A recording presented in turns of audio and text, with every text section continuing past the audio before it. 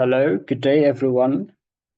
In this opportunity, we will continue on our topic of discussion with simulating thermodynamics for architecture in Autodesk CFD. We have currently a model, a quite simple model. This might be a little bit different from the previous video, but this one is only slightly more elevated with additional walls. And then for this topic, we will explore the usage of the heat flux simulation, the heat flux input in CFD simulation and how it differs from the previous heat generation that we've talked about. Now, previously I have tried to simulate it, as you can see from this simulation. From the design study bar, we have a few different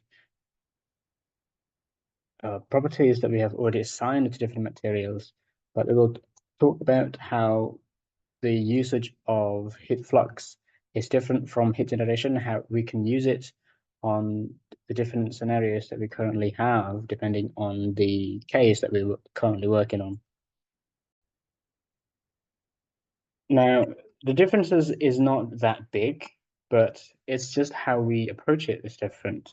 With the heat flux, we calculate it before in terms of materials and specification of the materials.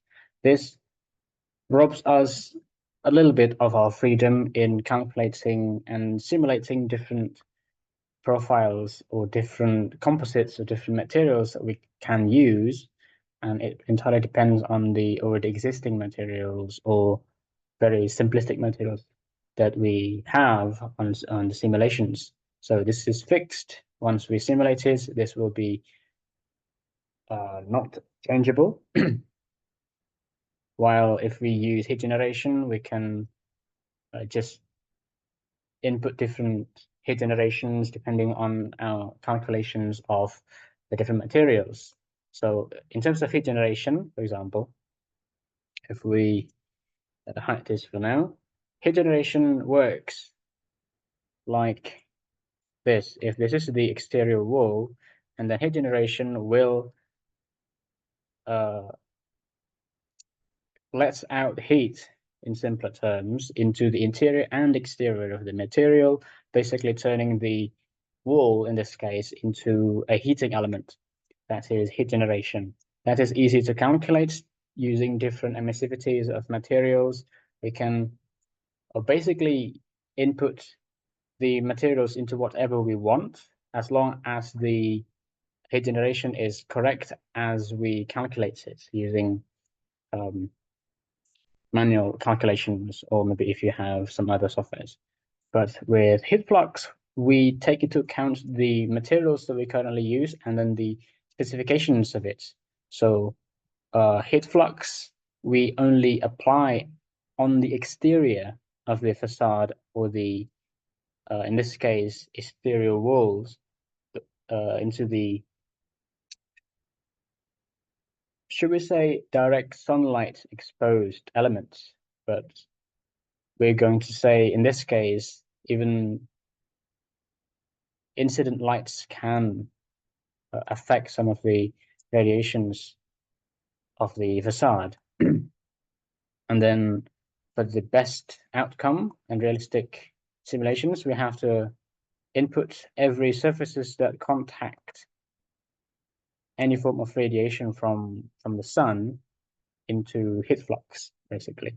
And it can be easily done using formats if you have access to it, or using some EPW data files to calculate the exposed facades from different orientations. Now, as we discussed previously, that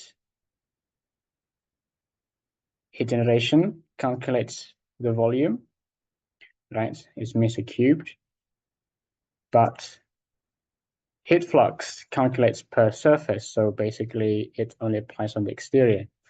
And this can be easily simulated if you have access to formats. I currently don't have access to formats, but in the previous previous semester, I've got some limited access to formats. And for example, this one I calculated a different model, but a very simple model, and to show that there are some different gradients that can show different kind of intensified heat that is being bombarded onto the different facades of the building. So for example, if it's facing upwards, it receives the most amount of radiation. In this case, it shows as British thermal units per square feet.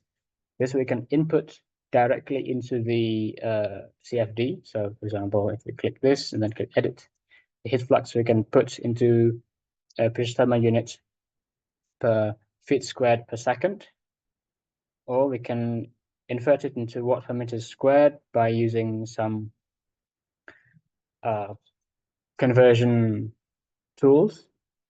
So in this case, I simulate using OBJ formats and then just do some sun study. Then I chose monthly peak.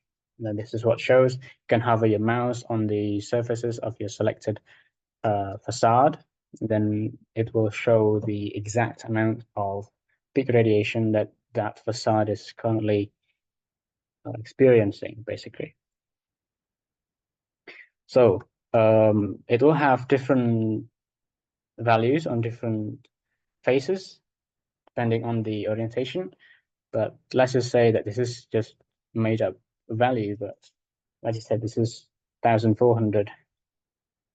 This is 400 as well. We don't have to calculate using the area, but we already have done it because it's not total heat flux. We use heat flux only, and then it calculates in relation to the area. So all is good.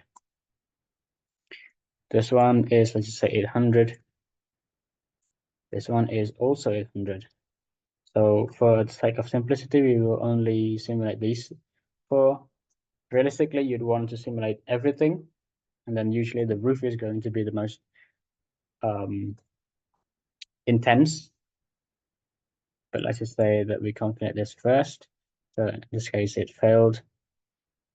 Usually you'd want higher iterations for the effects of heat flux to develop as much as possible. But you can play around with the iterations.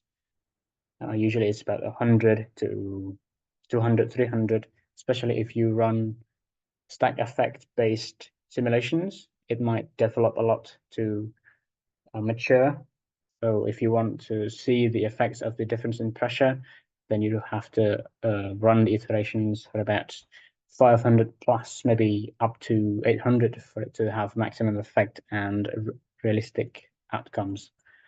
And then the compressibility must be compressible. For this case, it's just simple simulation. I'm not going to make the compressible. I'm not going to check the autoforce convection because this will simulate the heat flux separate from the airflow. I'm not going to do that. The solar heating, it's optional, but if it's low iteration, it might help. On high iterations, it might exaggerate the effects of the heat flux a little bit. So fingers crossed, let's try this one.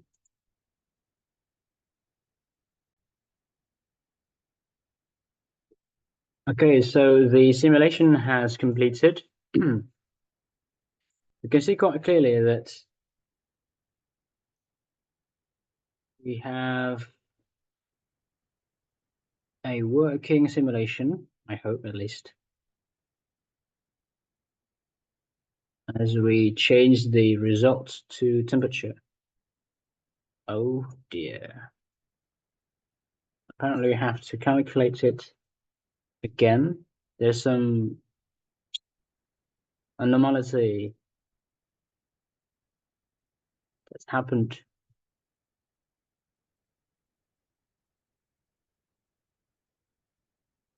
I suppose.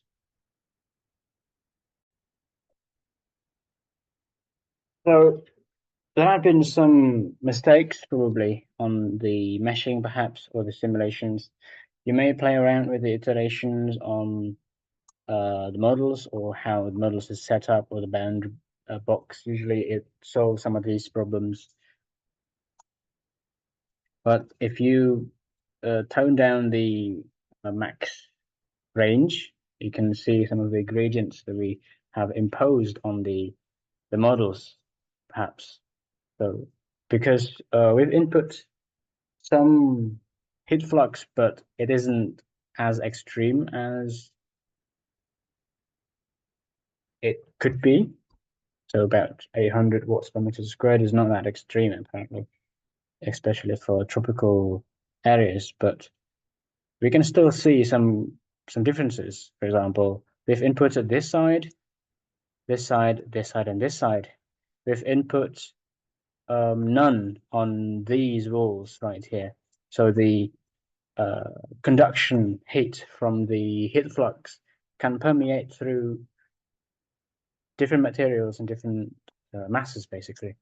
But we can see the sources of heat has originated from these sides, especially since we've enabled the solar radiation. It evens out some of the heat propagation from these walls.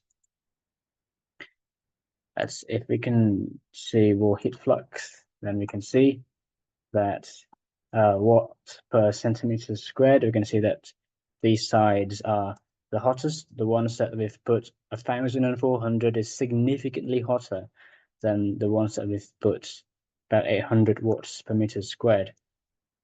Right, and then these are none basically.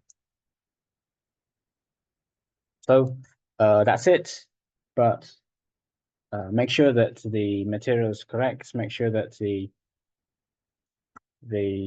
settings are correct, because sometimes these can make a difference. For example, this one.